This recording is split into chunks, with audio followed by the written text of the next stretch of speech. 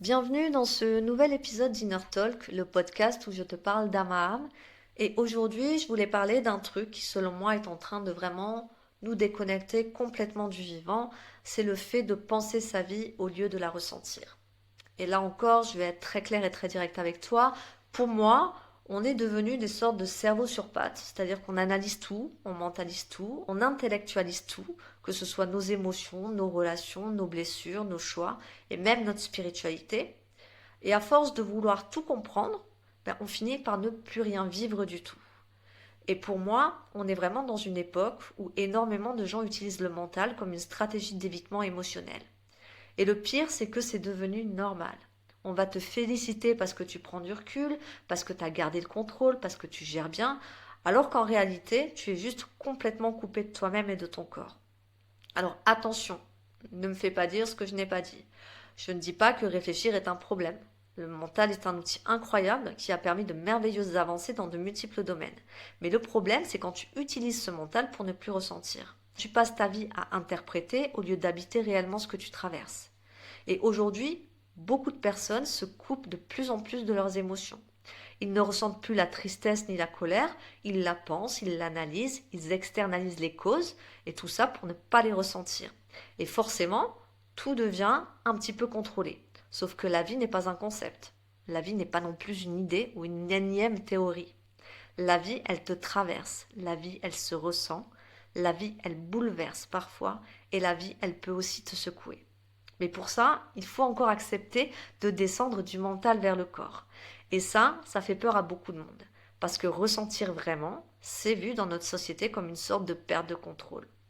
Prends juste un instant et dis-moi, qu'est-ce que ça signifie pour toi ressentir des émotions inconfortables? Tu penses à quoi juste maintenant? Forcément, à quelque chose de douloureux ou de dangereux. Mais dis-moi, quel danger réel y a-t-il à ressentir? Ressentir n'a rien de douloureux non plus. La douleur vient au contraire de l'énergie, des pensées et de la narrative que tu mets dans la résistance à ressentir cette émotion. Donc tu peux comprendre parfaitement pourquoi tu souffres et continuer à porter cette souffrance pendant des années. Pourquoi? Parce qu'une émotion ne demande pas forcément à être comprise. Elle demande à être vécue et ressentie.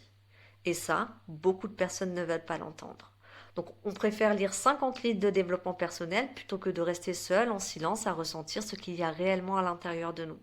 Parce que ressentir c'est brut, ressentir c'est vivant, et ressentir c'est surtout incontrôlable.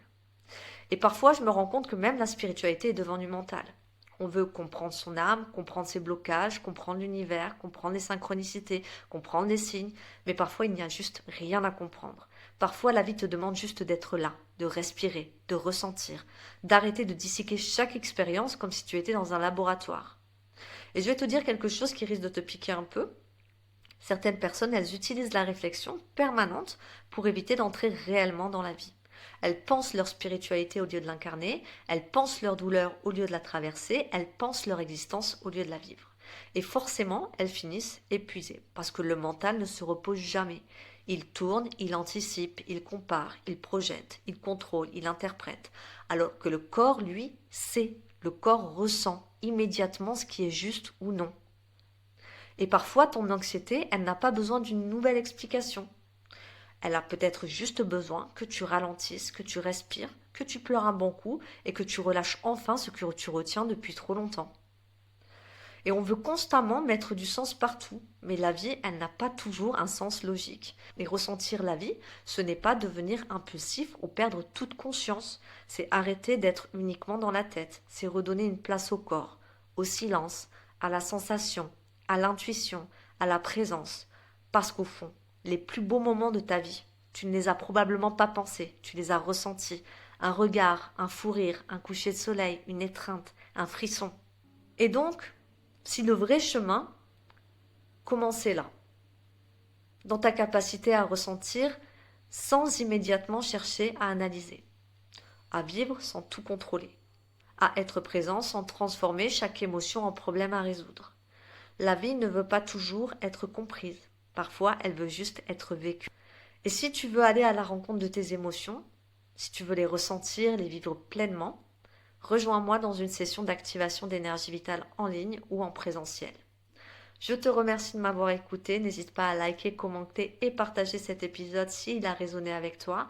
Et on se retrouve bientôt pour un prochain épisode d'Inner Talk. À bientôt!